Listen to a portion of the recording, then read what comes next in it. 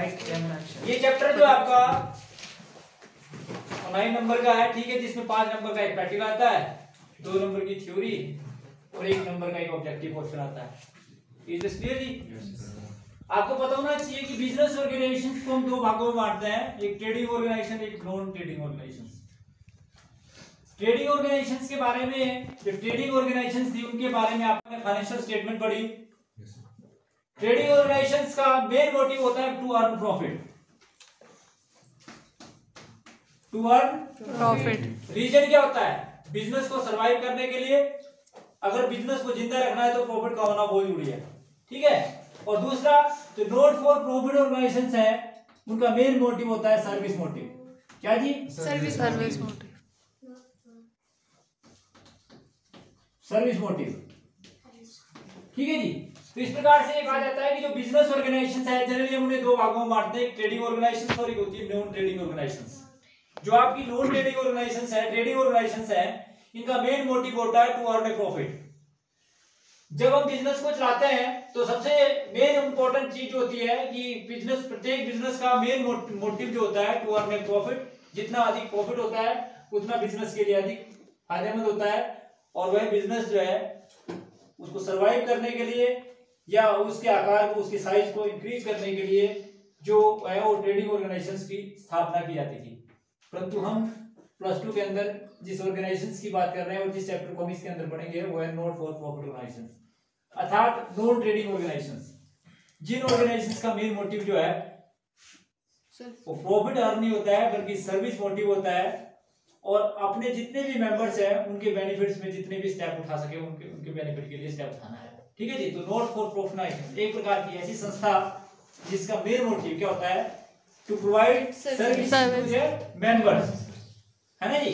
तो इस प्रकार से एक प्रकार की ऐसी ऑर्गेनाइजेशन होती है जिसका मेन मोटिव होता है सर्विस मोटिव। क्या होता है? Service motive. तो इसने एक प्रकार की सर्विसेज देनी है, किस पर? बिलो कॉस्ट या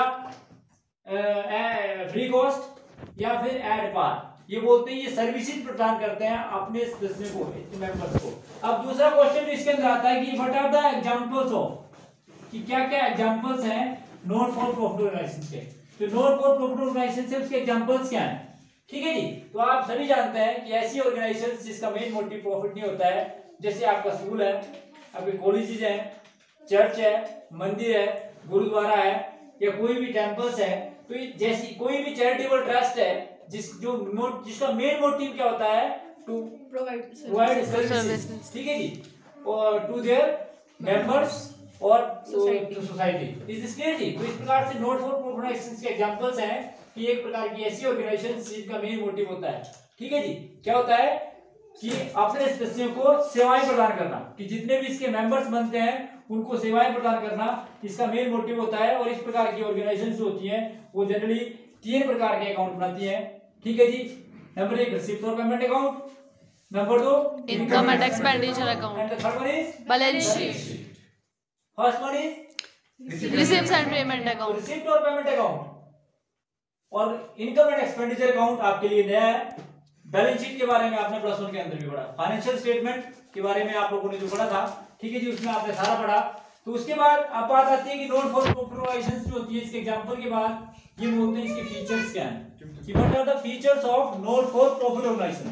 कि नॉट फॉर प्रॉफिट ऑर्गेनाइजेशंस के क्या क्या फीचर्स हैं, कि इसका मेन मोटिव होता है to promote art, culture and education, ठीक है जी। तो सबसे पहला फीचर इसका क्या है कि सोसाइटी में कला का विकास करना, या कल्चर का प्रमोट करना, या फिर एजुकेशन को प्रमोट करना, इसका मेन मोटिव होता है। नंबर 2 बात करता है इस संस्था का मुख्य उद्देश्य अपने सदस्यों को, जो इसके मेंबर्स हैं, उनको निःशुल्क सेवाएं प्रदान करना है, फ्री ऑफ कॉस्ट, या फिर एट बिलो कॉस्ट, बहुत कम सेवा कॉस्ट पर, कॉस्ट पर जो है वो सर्विसेज प्रोवाइड करना है। नंबर 1 क्या था जी? What are the number 1 features क्या था कि इसका मेन मोटिव है to promote art, culture, education to the society. Is this clear? And the second objective is to provide services to their members at free cost और below cost और at par. Is this clear जी? तो इस प्रकार से इसके 2 objective ये थे। उसके बाद थर्ड ऑब्जेक्टिव जो है वो इसका मेन जो अगला फीचर्स है वो है कि किसी भी इकोनॉमिक एक्टिविटीज में पार्टिसिपेट नहीं करना। कोई भी जो इकोनॉमिक एक्टिविटीज है, व्यावसायिक क्रिया है, उनमें किसी प्रकार की पार्टिसिपेशन ना करना, इसका अगला ऑब्जेक्टिव है। इसी प्रकार से ये संस्थाएं जो होती हैं, इनकी आय का जो मेन साधन होता है, जैसे आप लोगों ने पढ़ा भी होगा थोड़ा बहुत, subscription, donation, entrance fees, government grant, इस प्रकार से इनकी आय का जो है वो मेन सोर्स माना जाता है कि इनको जो भी आय जनरेट होगी वो वहां से प्राप्त होगी। ठीक है जी। इसी प्रकार से ये संस्थाएं जो है, इनके मेंबर्स होते हैं, उनके द्वारा ये संस्था बनाई जाती है। ठीक है जी। और जितने भी मेंबर्स हैं उनमें से कोई एक पदाधिकारी चुनती है, अपने अधिकारियों को चुनती है, और वो भी जो है या तो फ्री ऑफ कॉस्ट या बहुत कम रेम्यूनरेशन पर जो है वो कार्य करते हैं, इस संस्था को अपनी सेवाएं देते हैं। ठीक है जी। ये संस्थाएं मनोरंजन के लिए भी बनाई जाती है। जैसे मान लो फॉर एग्जांपल कोई चैरिटेबल ट्रस्ट है, स्पोर्ट्स क्लब है, कोई अपना बनाता है, परंतु उसका मेन मोटिव जो है प्रॉफिट अर्न नहीं होना चाहिए। इस प्रकार की ऑर्गेनाइजेशंस जो है वो कोई भी चैरिटेबल ट्रस्ट भी हो सकता है, ठीक है जी, टेम्पल्स भी हो सकते हैं, या कोई अन्य संस्थाएं जिनका मुख्य उद्देश्य जो है प्रॉफिट अर्न नहीं होता है, तो ये सारी ऑर्गेनाइजेशंस इसके अंदर आती हैं। ठीक है जी। इसी प्रकार से कुछ एक ऑर्गेनाइजेशंस ऐसी होती हैं कि जो ये ऑर्गेनाइजेशन जो है वर्ष के अंत में 3 प्रकार के अकाउंट बनाती हैं। नंबर 1 रिसीप्ट और payment account, number 2 income and expenditure account, and the third one is balance sheet. तो ये वर्ष के अंत में 3 प्रकार के अकाउंट बनाती हैं।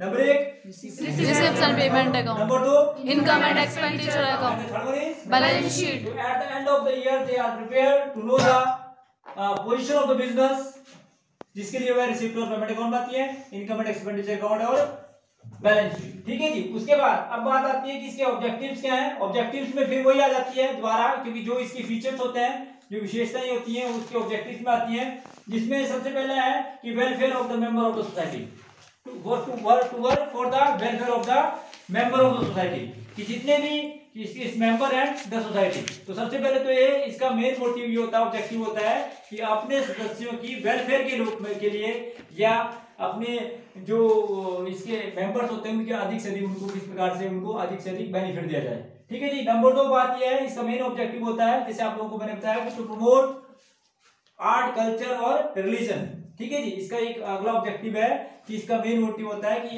ये जो है धर्म को, शिक्षा को और संस्कृति को अधिक से अधिक विस्तार करना चाहते हैं। ठीक है जी। इसी प्रकार से इसका अगला ऑब्जेक्टिव है कि ये जो है प्रोवाइड करती हैं services to the society and group of societies. ठीक है जी। तो इस प्रकार से इसके तो ऑब्जेक्टिव थे जिनको लेकर ये चलती है। ठीक है।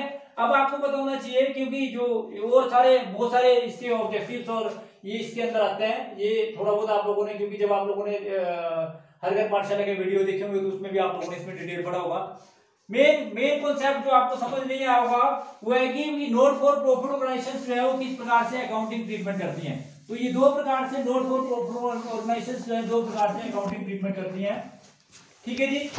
जिसमें आपका एक होता है फंड बेस्ड, और ये क्या होता है, ये क्या होता है फंड बेस्ड अकाउंटिंग, और दूसरा कौन सा है non fund based accounting, non fund based accounting. तो फंड बेस्ड अकाउंटिंग में जो आपको अगर समझ नहीं आया तो ये 5 स्टेप, जो 4 स्टेप मैं आपको बताऊंगा उसमें आपको पता लग जाएगा। फंड 2 प्रकार के होते हैं, एक होता है स्पेसिफिक फंड, एक होता है general fund. Specific fund is that fund कि जो बिजनेस का डोनर होता है, देने वाला जो व्यक्ति होता है, वो इस बात की कंडीशन लगा देता है कि इस फंड का यूटिलाइजेशन आपने इस पर्पज के लिए करना है, उस पर्पज के अतिरिक्त उसका किसी भी अन्य पर्पज के लिए प्रयोग नहीं किया था, उसको बोलते हैं रिस्ट्रिक्टेड फंड या स्पेसिफिक फंड। ठीक है जी। तो फंड बेस्ड अकाउंटिंग जो है वो रिस्ट्रिक्टेड फंड पर ही बेस्ड है। क्या जी? रिस्ट्रिक्टेड फंड पर ही बेस्ड है। दैट मींस कि रिस्ट्रिक्शन लगी हुई है उस फंड को यूटिलाइजेशन करने की, कि जिस पर्पज के लिए वह दिया गया है उसी पर्पज के लिए उस फंड का यूटिलाइजेशन किया जा सकता है। अदर कोई भी जो है अदर किसी भी पर्पज को फुलफिल करने के लिए इसका प्रयोग नहीं किया जा सकता। तो इस प्रकार के फंड में आप वर्ष के अंत में क्या बनाते हैं? बैलेंस शीट बनाते हैं। क्या बनाते हैं? Balance sheet. और बैलेंस शीट में जो है वो कौन कौन से स्टेप आप इस प्रकार के फंड को बनाने के लिए करते हैं वो इंपॉर्टेंट है। सबसे पहले बात आती है कि बैलेंस शीट। 15 मिनट से बड़ी वीडियो व्हाट्सएप पे जाएगी नहीं। ठीक है जी। बैलेंस शीट ऑफ जिसकी भी आपने बनानी हो, और उसके बाद लाइन ऑफ डिमार्केशन। आप सभी जानते हैं बैलेंस शीट में 2 साइड होती है। ये कौन सी साइड है? लायबिलिटी। ये कौन साइड है? और ये कौन सी साइड है? Amount in rupees. और फिर क्या है जी आपका? Asset side. और ये क्या है जी आपका? Amount in rupees. ठीक है जी। Then line of demarcation. मैंने आपको बताया कि भी स्पेसिफिक फंड जो होता है, फंड बेस्ड अकाउंटिंग जो होती है, उसमें क्या करते हैं, जो फंड को देने वाला व्यक्ति है, बहुत इजी स्टेप है जो आप समझेंगे, यदि आप ध्यान से समझेंगे तो आपके लिए बहुत इजी है। Any type of fund, for example आपके पास एक बिल्डिंग फंड है। क्या जी? Building fund. तो सबसे पहले आपके पास बिल्डिंग फंड का ओपनिंग बैलेंस होगा, तो आपने सबसे पहले लिखना है opening balance of building fund. क्या लिखना है? Opening balance of building fund. Building fund short में लिखा मैंने BF. BF means building fund. ठीक है जी। और उसको इनर कॉलम में लिखा जाएगा, जो opening balance of building fund है उसको इनर कॉलम में लिखा जाएगा। शॉर्ट थोड़ा और शॉर्ट में लिख देता हूं क्योंकि यहां थोड़ा स्पेस कम है। Opening balance of building fund. ठीक है जी। मान लो फॉर एग्जांपल वो आपके पास 10 लाख है। फर्स्ट स्टेप बता रहा हूं अभी मैं आपको, सिर्फ फर्स्ट स्टेप, कि आपके पास एक बिल्डिंग फंड था और 10 लाख रुपीस था। ठीक है जी। अब आपको जैसे किसी स्कूल का आप मान लो बिल्डिंग फंड बना रहे हैं, तो आपके पास ओपनिंग बिल्डिंग फंड होगा। इस साल नए स्टूडेंट आए, उन्होंने फिर पैसा दिया, वो पैसा हमारे पास आया, उसको जोड़ दिया। तो ऐड जो भी डोनेशन रिसीव फ्रॉम स्टूडेंट या बिल्डिंग फंड फ्रॉम स्टूडेंट, तो बिल्डिंग फंड फ्रॉम किसी भी स्टूडेंट से उसको ऐड करना है। मान लो ये इस बार आपके पास 5 लाख रुपए फिर आ गया, तो टोटल कितना हो गया? 15 लाख रुपए। एक डोनर आया, उसने भी बिल्डिंग फंड के लिए पैसा दिया। कौन आया? डोनर। कोई स्पेसिफिक डोनर आया, उसने भी बिल्डिंग फंड के लिए पैसा दिया, तो रिसीव फ्रॉम डोनर, किसी भी डोनर से कितना है जी? ये 5 लाख रुपए आया, तो टोटल कितना हो गया बेटा? 20 लाख। मान लो ये 5 लाख की बजाय 7 लाख कर देते हैं क्योंकि तभी इसमें थोड़ा अंतर रहेगा। ठीक है जी। तो ये कितना गया? 22 लाख। अब आपको बोला कि आपने कंस्ट्रक्शन करी बिल्डिंग की, तो उस समय अगर आपने कंस्ट्रक्शन करी तो लेस करना है, less construction of building fund. क्या जी? Construction of building fund, construction of building. ठीक है जी। तो जो बनी, मान लो आपने 15 लाख की बनाई, तो कितना बचा? 7 लाख। 7 लाख रुपए आपने यहां दिखाना है, और जो आपकी बिल्डिंग बनी वो आपने यहां दिखा दी। 15 लाख। बिल्डिंग आपकी कितनी की बनी थी? 15 लाख की। इस प्रकार से आपका फर्स्ट स्टेप जो है खत्म हो गया। ठीक है जी। यहाँ पर आपका 15 लाख आया, यहाँ पर 7 लाख आया। तो ये कभी नहीं सोचना है कि भैया असेट और लायबिलिटी का जो टोटल है वो आपस में बराबर नहीं आया। इसके बराबर में ना आने का कारण क्या है? ना आने का कारण क्या है? क्योंकि अगर आप किसी भी प्रकार का स्पेसिफिक फंड बनाएंगे तो ये क्लियर इंडिकेशन है कि ये कभी भी बराबर नहीं आएगा, क्योंकि हो सकता है कि आपके पास फंड हो, उसको आपने इन्वेस्ट नहीं किया। ठीक है जी। या आपने कहीं से और से आया, तो आप उसको केवल मात्र जो भी आपको किसी भी नेचर का अगर आपको फंड आता है, फंड बिजनेस की लायबिलिटी होती है, ध्यान रखना इस बात पर। और जो इन्वेस्टमेंट होती है वो बिजनेस का असेट होता है। ठीक है। जो चीज आपकी बड़ी वो आपने दिखाई। तो मैंने जैसे आपको बताया कि एनी टाइप ऑफ, अगर आप मैं क्वेश्चन की ओर जाऊं क्योंकि आपको थोड़ा क्वेश्चन करने से थोड़ा आसान होगा, उसमें स्टेप वाइज आएगा, तो जितने क्वेश्चन आपकी किताब में दिए हुए क्वेश्चन वो करते हैं जिससे आपको क्लियर हो जाएगा। ठीक है जी। जैसे फॉर एग्जांपल आपके पास क्वेश्चन नंबर कौन सा है? क्वेश्चन नंबर 1 में दिया कि show how would you deals with the building fund of Tagore public school. तो सबसे पहले हमारे पास बैलेंस ऑफ बिल्डिंग फंड दिया है, तो आप लिखेंगे यहाँ building fund. Question number first, page number 1.67। Building fund कितना दिया बच्चा? 6 लाख। 6 लाख। ओए वो चल रही क्लास चुप। ऐड करना है आपने इसमें, क्या चीज ऐड करनी है आपने? Donation receive from building of student fund. तो ऐड 9 लाख। 9 लाख। भाई बाहर जाओ एक सेकंड यार और कोई डोनेशन रिसीव हुई? Sir, add donation received from donor. Just can I receive from donor? Add donation received from Donor.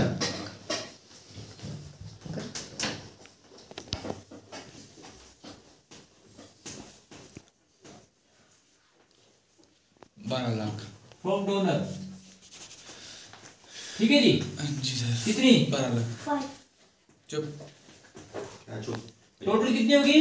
ये सर टोटल बनी इनको 2 मिनट है 15 और 12 27 लाख 27 लाख लेस करना इसमें से आपने construction of auditorium expenditure on auditorium. ठीक है जी। ऑडिटोरियम बिल्डिंग आपकी बनी तो कितने की बनी है? 15 लाख की। सर 25 25 लाख की। तो आपके पास आंसर कितना आया? 2 लाख 2 लाख। ठीक है। और इसी प्रकार से आपका बना क्या? Sir auditorium. ठीक है जी। तो ऑडिटोरियम बिल्डिंग आप यहाँ लिख देंगे, थोड़ा शॉर्ट में लिखा कितना जी? 25 लाख 25 लाख। ठीक है। और आपके पास बैलेंस कितना बचा? 2 लाख। तो इसका मतलब है कि असेट साइड का टोटल जो है लायबिलिटी साइड के टोटल से नहीं मिलेगा। ठीक है जी। तो फंड बेस्ड अकाउंटिंग में असेट और लायबिलिटी जो आपस में बराबर हो ये जुड़ी नहीं है। तो इस प्रकार से ये तो आपको मैंने पहला स्टेप बताया कि आपके पास कोई स्पेसिफिक नेचर का फंड होता है। अगर कोई भी स्पेसिफिक नेचर पे के फंड पे आपको कहीं से भी रिसीव होता है उसको आपने ऐड करना है। उसके बाद यदि कोई खर्चा आप करते हैं उसको आपने उससे लेस करना है। यदि कोई असेट बना तो उसको आप असेट साइड दिखाते हैं। If for example in place of building fund that is prize fund, so any type of prize fund will be shown on the liability side. Any type of donation received from student or donation received from donor is add. Then deduct any type of expenditure for the distribution of prize और किसी भी prize fund का कोई भी खर्चा अगर आप किसी भी प्राइज को डिस्ट्रीब्यूट करने के लिए या कुछ भी करने के लिए स्पोर्ट्स की एक्टिविटीज को करने के लिए करते हैं तो उसको आप घटा देंगे। उससे कोई असेट नहीं बनेगा। इसका मतलब है उसमें असेट साइड कोई भी चीज नहीं आएगी। कोई भी सिंपल आपके पास फंड होगा, कोई भी डोनेशन आपको रिसीव होगा, उस डोनेशन को आप उसमें ऐड करेंगे। उसके बाद जो भी खर्चा होगा उसको आप उसमें से घटाएंगे। जो घटाने के बाद आएगा उसे आप लायबिलिटी साइड दिखाएंगे, अर्थात असेट साइड कोई भी चीज नहीं आएगी। ये आपको सिंपल से सिंपल क्वेश्चन उसको उसके बारे में बताया क्या बच्चे? आपको एक बार फिर रिपीट कर रहा कि आपके पास कोई भी फंड होगा उसे आप लायबिलिटी साइड दिखाएंगे, क्योंकि कोई भी फंड होता है नोट फॉर प्रॉफिट ऑर्गेनाइजेशंस को जो प्राप्त होता है उसे आप बैलेंस शीट में लायबिलिटी साइड दिखाते हैं। बैलेंस शीट में लायबिलिटी साइड पहले सबसे पहले ओपनिंग फंड को दिखाना है, फिर any type of fund receive, चाहे वो प्राइज फंड है, चाहे बिल्डिंग फंड है, चाहे स्पोर्ट्स फंड है, उसका कोई भी डोनेशन रिसीव होता है, चाहे स्टूडेंट से हो चाहे डोनर से हो। ठीक है जी। चाहे आप कोई भी टूर्नामेंट ऑर्गेनाइज करते हैं और उस टूर्नामेंट को ऑर्गेनाइज करने में आप टिकट बेचते हैं या कोई भी अन्य खर्चा आप करते हैं तो उन सारी चीजों को भी आप उसमें दिखाएंगे। ठीक है जी। तो उन चीजों को ऐड कर दिया जाएगा और उसमें से लेस कर दिए जाएंगे जितने भी खर्चे हैं। तो जो आपके पास आएगा उसे आप कहां दिखाएंगे? जी? उस खर्चों को उसमें से घटाने के बाद जो आपके पास आएगा उसे आप लायबिलिटी साइड दिखाएंगे। ठीक है जी। क्योंकि मैंने आपको बताया कि जो आपके जनरल नेचर के फंड होते हैं, जो स्पेसिफिक नेचर के तो हैं, परंतु जिससे कोई असेट नहीं बनता उसे असेट साइड नहीं दिखाएंगे। असेट साइड कब दिखाना है आपने? कि जब वह उसमें किसी प्रकार की आपको अगर आपकी कोई असेट बनता है। इसलिए जी। Yes sir. उसके बाद जब प्राइज फंड भी आपको समझाता हूं पहले कि मान लो फॉर एग्जांपल आपके पास कोई भी फंड है, उस फंड को आप इन्वेस्ट करते हैं। इन्वेस्टमेंट करने के बाद अगर कोई और आपको, क्योंकि इन्वेस्टमेंट असेट साइड दिखाई जाएगी और जो असेट है वो जो आपके दूसरे हैं वो कहां दिखाई जाएंगे? Liability side. ठीक है जी। तो कोई भी आपके पास प्राइज फंड हो सबसे पहले उसको दिखाया जाएगा, जो इन्वेस्टमेंट उसे असेट साइड दिखाया जाएगा। उसके बाद अगर कोई और डोनेशन कहीं से रिसीव हो उसको उसमें ऐड कर दिया जाएगा। उस इन्वेस्टमेंट में यदि आपको किसी प्रकार का इंटरेस्ट प्राप्त हो तो आप उस इंटरेस्ट को लायबिलिटी साइड ऐड करेंगे। जो भी आपको इन्वेस्टमेंट से इंटरेस्ट प्राप्त होगा उसे आप असेट साइड ऐड नहीं करेंगे, बल्कि any type of interest receive from investment is income of the specific fund and that will be add in that particular fund, that will not shown in the asset side. वो asset side कब show की जाएगी? जब वह accrued है। Accrued income is that income earn but not receive. For example, आपके पास 6 लाख का फंड था और उस फंड को आपने 6 लाख के फंड को आपने इन्वेस्ट कर दिया, तो आपने इस साइड भी 6 लाख दिखा दिया। इज दिस क्लियर जी? अब जो 6 लाख का फंड है उस पर इन्वेस्टमेंट आपको इंटरेस्ट मिलता है 10%, तो 10% कितना हुआ 6 लाख का? 60,000। 60,000 will be add as a interest on investment. ठीक, but if interest is received only 30,000, then 30,000 is balanced, and that balance amount will be shown on the income side, asset side, and that is accrued interest, and that is 30,000. Is this clear? Any type of fund which is invested in the business, outside the business, any amount, आप सभी जानते हैं, amount invested in A business is called capital, amount invested outside the business is called investment. What is the difference between capital and investment? Amount invested in A business is called investment and amount invested in A outside the business is called investment. Amount invested in A business is called the proprietor, any type of amount, asset और other kinds में कोई भी invest करता है यदि business में, उसको capital की संख्या दी जाती है। और any type of amount invested outside the business for earning revenue is called investment.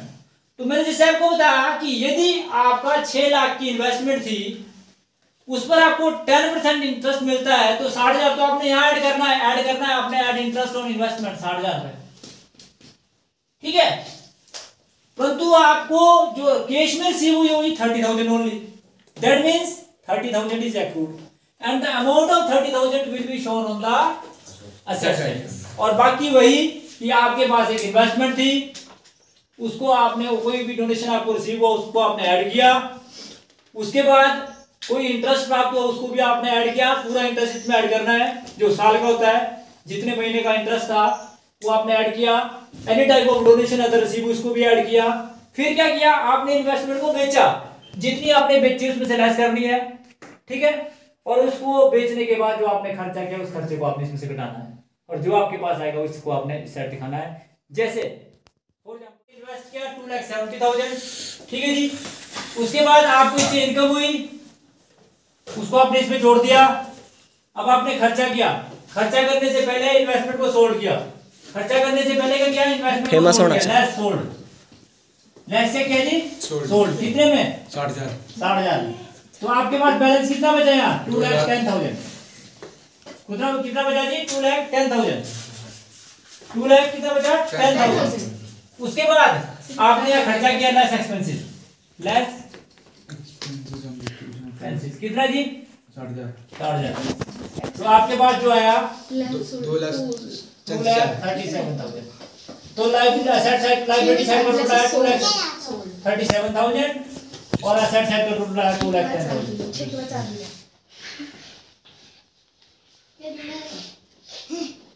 ठीक है जी, दिस क्लियर जी? Yes sir. क्लियर है? तो ये था जी आपका क्वेश्चन नंबर सेकंड। अर्थात सेकंड स्टेप के अंदर केवल मात्र बड़ा सिंपल काम हुआ कि आपके पास जो भी फंड होगा,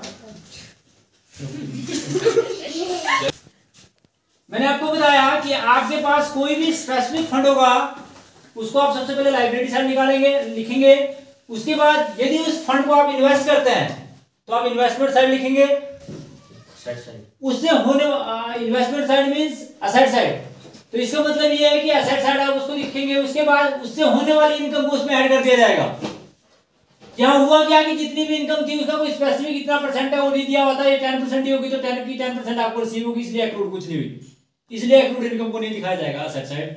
उसके बाद अब इन्वेस्टमेंट को सोल्ड करेंगे, जितने में आपने उसको बेचा उतने का आपने खर्चा किया, उसको आपने इसमें से घटा दिया, और जो वहां पर बेचा, जो इन्वेस्टमेंट बेची, उसको भी वहां से घटाना है। पहले घटाना है, फिर आपके पास पैसा आएगा, फिर आप क्या करेंगे, एक्सपेंसेस करेंगे प्राइस फंड पे, यानी कि प्राइस अवार्ड करेंगे, अवार्डेड करेंगे 60,000 के, तो उसको आपने इस प्रकार से लायबिलिटी साइड आपका 2,37,000 आया, और असेट साइड आया आपका 2,10,000। इज दिस क्लियर जी? उसके बाद आप तीसरे स्टेप में चलते हैं जी। Admission fees, to admission fees, by salary, by drama expenses, to life membership fees, to by newspaper purchase, by book purchase, to donation receive, to subscription for tournament receive debit, by municipal taxes, by charity, to sale of newspaper, to sale of old bids, by 12% general investment, और by 12% tournament fund में investment, और to tournament expenses, नहीं by tournament expenses, all receipt are debit, हाँ, और all payment are credit, to sale of old furniture 60 रुपए दिखाने हैं, ठीक है, और by beds purchase, by proceed from drama ticket, ये डेबिट साइड, और ये टू इंटरेस्ट भी डेबिट साइड, और to interest on tournament fund investment भी, ये 25 रुपये और 75 रुपये ना सबकी किताब में, ठीक है। यदि गलत लिखा है तो उसको ठीक कर लें आप। तो 25 रुपीज़ और 75 रुपीज़, और by printing and stationery, by furniture एक बार देना है, अगर किसी किताब में 2 बार लिखा है तो उसको आप एक बार काट दे 250 रुपये, और उसके बाद to subscription receive from government parties 3450। Is this clear जी? तो इस प्रकार से आपने इसको लेखा पुस्तकों में दिखाना है। क्लियर है ना मेरी बात?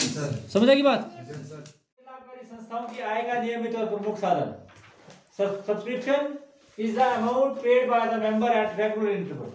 सब्सक्रिप्शन को रिसिप्ट ऑफ पेमेंट अकाउंट के डेबिट साइड में और इनकम एंड एक्सपेंडिचर अकाउंट के क्रेडिट साइड में दिखाया जाता है। इज दिस क्लियर जी? Yes sir. अब बात आती है कि जब आप इनकम एंड एक्सपेंडिचर अकाउंट को एक क्रेडिट बेस को दिखाते हैं तो इसकी कैलकुलेशन कीजिए कैसे की जाती है, क्योंकि there are some adjustment entry on the basis of this question will be attempted. जैसे फॉर एग्जांपल आपने कैलकुलेशन करनी है सब्सक्रिप्शन इनकम की, तो सबसे पहले आपके पास subscription received during the year दी होती है। क्या दी होती है? Subscription received during the year. ये क्वेश्चन करेंगे जिससे आपको और क्लियर हो जाएगा, जिसमें आप ऐड करते हैं आउटस्टैंडिंग सब्सक्रिप्शन और accrued subscription, one and the same thing.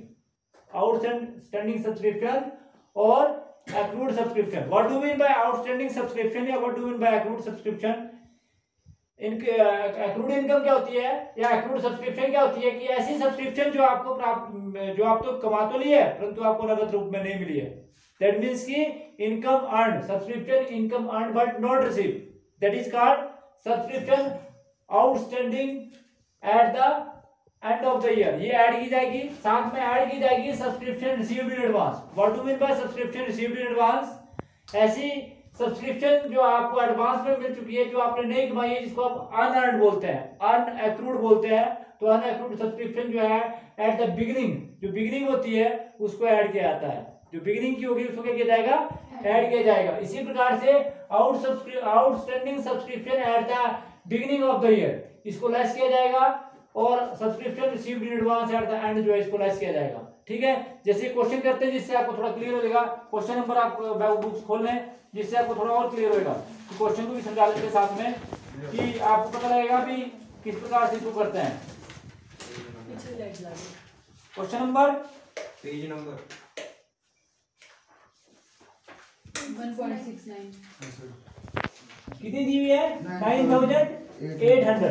तो इसको आप जो है इस कॉलम में लिखने की बजाय इस कॉलम में लिखेंगे 9800।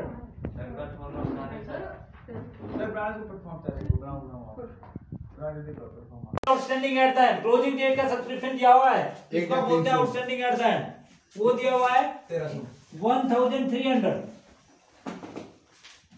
Subscription received in advance at the beginning, ये कितना दिया हुआ है? 400। जो आप ऐड करेंगे उसको आप पहले जोड़ देंगे और ये आप यहां पर लिखेंगे। उसके बाद इसका टोटल आया 11,500। इसमें से लेस किया जाएगा, क्या लेस किया जाएगा? Outstanding subscription at the beginning of the year. Outstanding subscription at the beginning of the year जो है आपके पास दिया हुआ है 400। Outstanding subscription at the beginning of the year जो दिया हुआ है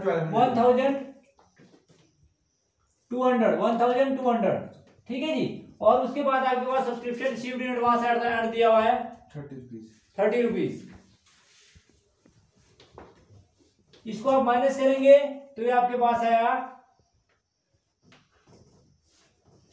1230 जो है आप माइनस करेंगे, लेस करेंगे, तो जब आप लेस करने के बाद आपके पास सब्सक्रिप्शन की इनकम आई 10,270।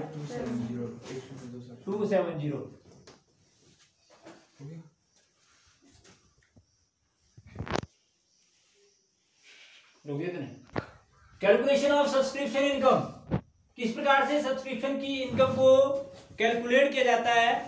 आपके पास subscription receive during the year दी होती है, आपने ऐड करना होता है outstanding subscription at the end of the year. Add करते हैं आप subscription received advance at the beginning of the year, less करते हैं outstanding subscription at the beginning of the year और लेस करते हैं subscription received during the year. जो आपके पास सब्सक्रिप्शन की आएगी इनकम आएगी उसे इनकम एंड एक्सपेंडिचर अकाउंट के क्रेडिट साइड में दिखाया जाएगा, जो भी आपके पास आएगी, ठीक है जी। जो मान लो फॉर एग्जांपल, जैसे आपको एग्जांपल से क्लियर है, एग्जांपल नंबर 12 क्वेश्चन नंबर 12 में ये बोलता है कि आपके पास subscription receive during the year 9800 थी, उसमें जो एट द एंड दी थी आपके पास वो थी subscription outstanding at the end 1300। जो आपके पास subscription received in advance at the beginning थी वो थी 400, तो आपने इसका टोटल किया 1700 आया, तो उसको टोटल किया तो आपका 11500 आया। उसके बाद आपने outstanding subscription at the beginning of the year पिछले साल की, अगला पिछला लेस, आप लोगों को क्लियर बताया था भी अगला पिछला लेस, तो इसका मतलब है outstanding subscription at the beginning की थी इसलिए आपने इसको लेस किया। और इसी प्रकार से subscription received in advance at the end of the year जो है आप क्या करेंगे, इसको भी लेस करेंगे और टोटल लेस करने के बाद जो आपके पास आया वो सब्सक्रिप्शन जो है इनकम एंड एक्सपेंडिचर अकाउंट के क्रेडिट साइड में दिखाई जाएगी। आप लोगों को बताया था कि सब्सक्रिप्शन जो है, सब्सक्रिप्शन के साथ साथ किसी भी प्रकार की इनकम जो गैर लाभकारी संस्थाओं को प्राप्त होती है रिसीव ड्यूरिंग द ईयर, सबसे पहले लिखते हैं, ऐड करते हैं outstanding at the and, add करते हैं received in advance at the beginning, less करते हैं क्या लेस करते हैं outstanding subscription at the beginning और लेस करते हैं received in advance at the and. आपको पता होना चाहिए जो आउटस्टैंडिंग सब्सक्रिप्शन होती है वो बिजनेस का असेट होता है, क्या होता है, और रिसीव्ड इन एडवांस बिजनेस की लायबिलिटी होती है। इसी प्रकार से outstanding subscription at the beginning जो है बिजनेस का असेट है और subscription received in advance at the and जो है बिजनेस की लायबिलिटी है। बिगिनिंग बैलेंस शीट में और क्लोजिंग की क्लोजिंग बैलेंस शीट में यदि ये बिजनेस का असेट है और कब है, एंड में, तो ये असेट साइड दिखाया जाएगा क्लोजिंग बैलेंस शीट में। इसी प्रकार से जो सब्सक्रिप्शन रिसीव्ड इन एडवांस यदि बिजनेस की लायबिलिटी है तो लायबिलिटी साइड दिखाई जाएगी, अगर बिगिनिंग की है तो बिगिनिंग बैलेंस शीट में। इसी प्रकार से आउटस्टैंडिंग सब आप कंज्यूम कर सकते हैं, ठीक है जी। और किसी भी इंस्टीट्यूशन में जो कंज्यूम हो जाती है तो उनका आप किस प्रकार से प्रयोग करते हैं, तो इसकी कैलकुलेशन कैसे की जाती है। जैसे आप कॉस्ट ऑफ गुड्स सोल्ड निकालते थे, कॉस्ट ऑफ गुड्स सोल्ड को निकालने का फॉर्मूला था opening stock plus purchase minus closing stock, opening stock plus purchase minus. आपके पास किसी भी माल का पहले ओपनिंग स्टॉक होगा, क्योंकि फॉर एग्जांपल आपने स्टेशनरी खरीदी तो सारी स्टेशनरी आपने खत्म नहीं कर दी है, 31 मार्च को ये जरूरी है भी सारी स्टेशनरी खत्म हो जाए, तो उसका कोई ओपनिंग स्टॉक होगा। अब वर्ष के दौरान हम कुछ और काम करते हैं तो हम और कुछ खरीदते हैं, तो हमने और खरीदी, ठीक है जी। तो सबसे पहले हमारे पास ओपनिंग स्टॉक होगा कंज्यूमेबल आइटम्स का, गुड्स का, उसको लिखेंगे, उसमें हम ऐड करेंगे जो आपने परचेज किया ड्यूरिंग द ईयर, इसमें से आप लेस करेंगे closing stock during the year, जो आपके पास आएगा वो आएगा goods consumed during the year, ठीक है जी, कि जो आपने वर्ष के दौरान गुड्स कंज्यूम की। क्योंकि आप सभी जानते हैं ऑटोमेटिकली क्या होता है, कंज्यूम निकालनी है आपने भी, आपने क्या खाया, आपके पास कोई चीज होती है और आप कोई चीज खरीदते हैं, लास्ट में जो चीज बचती है उसको घटा देते हैं, तो जो इसका मतलब है कि जो बचा आपके पास घटाने के बाद वो आपका goods consume during the year हुआ। क्या हुआ, तो इसका एक क्वेश्चन करते हैं जिससे आपको और क्लियर हो जाएगा। Question number 21। तो आपके पास जो है सबसे पहले ओपनिंग स्टॉक दिया हुआ स्टेशनरी का, कितना दिया हुआ 250, कितना दिया हुआ जी 250. 250। फिर आपने ऐड किया, सर परचेज परचेज कितना किया आपने? Sir, 1300. 1300।